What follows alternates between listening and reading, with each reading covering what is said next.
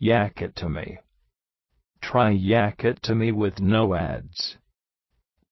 Naked Calvinism, Motivation, and Methodology. My first true confrontation with Calvinism was in a Calvary chapel. A young pastor who is a huge fan of John Piper was talking about the biblical obligation to unconditionally support the state of Israel. He said that the Israelites should have slaughtered all inhabitants of Canaan during the time of Joshua.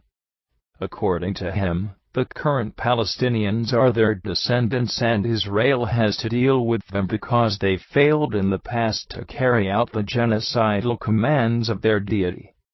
He finally said something which literally made my blood freeze. The modern Palestinians call themselves the descendants of the Philistines, but this is an outrageous lie. If God tells us in His Word that He utterly exterminated them, He really did it. He did not pronounce the last sentence with a callous indifference, but with a joyful excitement. Zionist. Later on, I met another young Calvinist pastor who told me that my refusal to accept the justification of biblical genocides was due to my sinful pride and refusal to give to God the glory He is worthy of. Finally, I listened to a Reformed theology student teaching that God passionately hates mankind since the fall, that everyone is heading to hell due to his or her inborn sinful nature, and that God only predestined a few people to believe in Him and get saved. He recognized that according to all human standards, such a divine behavior is utterly repugnant and even atrocious. But we cannot judge God according to our morality. And after I asked him why we are supposed to worship such a being, he just answered me, because He is God. Lake of Fire BG. All of this occurred within a short time span 6 months ago. After having done a lot of research on Calvinism, I realized that this kind of assertion naturally springs out of this belief system. A specific event prompted me to start this series of posts. It was the recent assertion of the very popular Calvinist preacher John MacArthur that 500 million of charismatics are pseudo-Christians, and that a great number of them have sinned against the Holy Ghost, and that they were, consequently, predetermined by God to burn in hell forever. I see it now as my duty to show the true face of Calvinism to the world. Here follow the methodology and some practical aspects.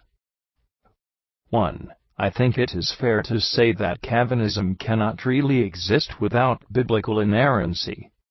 Therefore, if I can show that some biblical passages are incompatible with Reformed theology, I will have effectively refuted it. 2. It is a common cognitive error to believe that once you have shown that something is possible, you have also shown it is not implausible. But there are many things which are logically possible, but extremely unlikely. 3. I will leave aside many Calvinist proof texts, and let my readers decide by themselves if they are plausibly interpretable within an Arminian framework, or if they can't, thereby showing the existence of contradictions within the Bible.